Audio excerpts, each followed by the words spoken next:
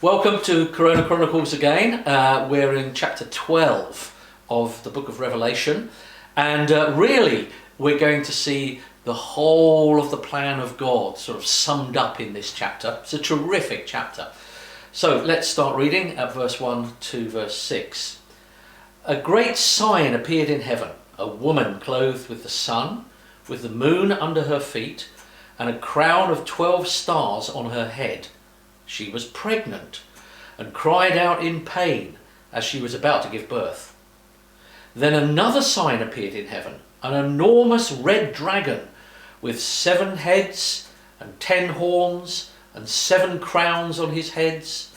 Its tail swept 1/3 of the stars out of the sky and flung them to the earth.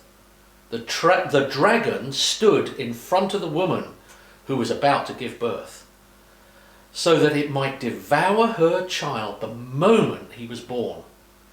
She gave birth to a son, a male child, who will rule all the nations with an iron scepter. And her child was snatched up to God and to his throne. The woman fled into the wilderness to a place prepared for her by God, where she might be taken care of for 1,260 days. Loads of imagery there, isn't there? Drawing from the Old Testament. Yeah, absolutely. It's one of the things we've said about Revelation before, is that it's like taking a load of threads from the Old Testament and just tying them all together, isn't it? Without a whole load of explanation, but there is this kind of expectation that the readers and John will know something about the Old Testament, these Old Testament stories. And you've got this sign that kicks off the chapter, and Revelation is full of that, isn't it? It's either a trumpet or a moment of silence or something to grab your attention and say, look, I want to signify something here, I want to tell you something. And we're told to look at this woman, and to begin with we're told she's clothed with the sun, with the moon, and under her feet are a crown of 12 stars. And that is taking us all the way back to the first book of the Bible, to Genesis, and to the story of Joseph. And it's kind of a description of his exaltation, really, and how his family are going to bow down and acknowledge that he is the exalted one. And this woman seems to be describing something of that. So this is the people of God. This woman stands for the people of God, and people are bowing down to them in a sense. Yeah, and it's the people of God as you read through the chapter. It's the people of God both in the Old Testament and the New Testament. So in one sense you could call this the church, the people of God, Old and New Testament church. But it's a woman, and a woman is going to give birth. And again, that takes us back even further than Joseph. You can go right back to Genesis, where there's this wonderful description of a serpent slayer that's going to be born. And so it's the first of God's good news promises. So the world is cursed because Adam and Eve fell into sin. They moved away from God. But along with this cursed world is this beautiful promise, this evangelical promise, good news promise, that the woman will give birth to this child who will crush Satan's head.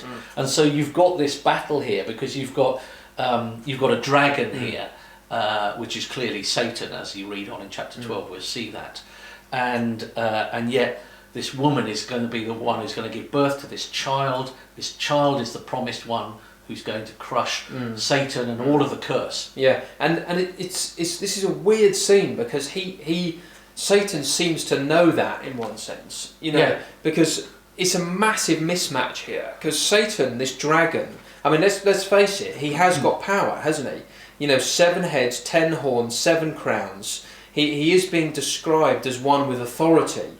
As Paul just says, he is the God of this age. There is a authority, a measure of authority that has been given to him.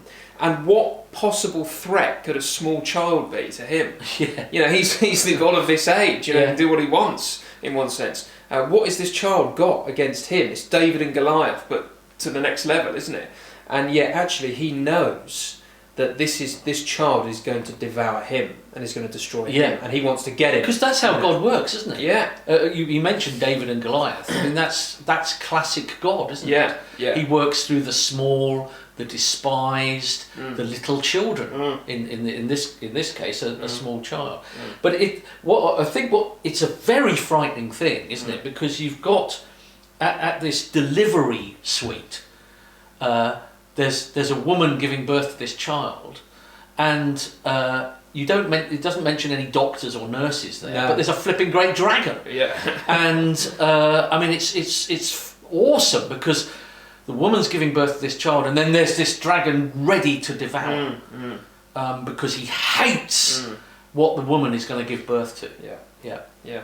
And I think we've seen it before. I can't remember actually, but this Psalm 2 image as well. This is the reason that the child is such a threat to the dragon, because he's the foretold, prophesied one who is going to rule the nations with an iron scepter, which means he's going to come in judgment basically. And Satan knows something of this. And it's interesting that in verse 5 as well, you've got this child that is born and then snatched up to God and to his throne.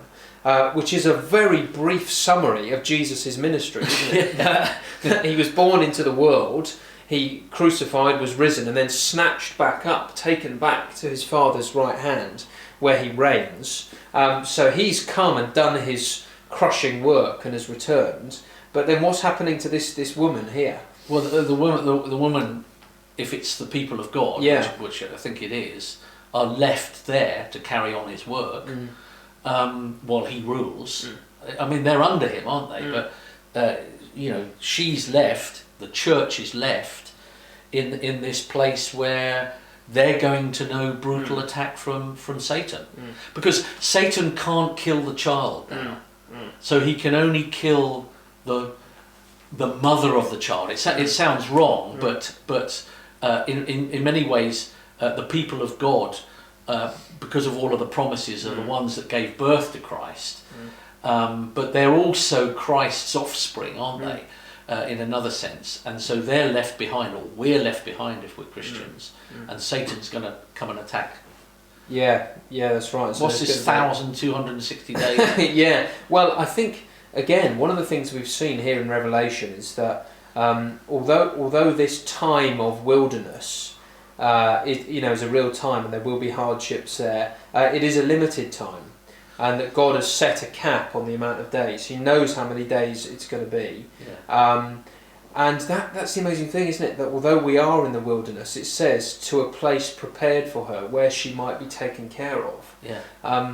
Which is weird, because often, if you think about kids, in order to take care of them, you have to be with them. Whereas God, actually, Jesus has come, he's gone back to heaven, we're in the wilderness, but we are to know that he is taking care of us. He's with us still by his Spirit to protect us, and he knows that the days of testing and the days of wilderness and the days of hardship will come to an end. He's going to take care of us for all of that period, and then we're going to share in his victory in the end. And I think the interesting thing is, for today, what's happening with all this lockdown and corona stuff and where this hits, is that actually God has his plan. So we've seen in the past these waves that are coming, partial judgments. Come on, pay attention, everyone. But the real plan of God in this world is his people, his church. Not that those people are any better than anybody else. No. But those people are people that have trusted the blood of the Lamb. And because, people like us, sinful people like us, know better than anyone else in the world, but we're forgiven because we've trusted in the blood of Christ and we're protected by him. We are his people. That is the message of the Bible. That is what God is working to. So the church that is often despised, a real church, the people of God, is what God is about. And the coronavirus is meant to get our attention to look at this. We probably need to leave it there and I'll come back tomorrow.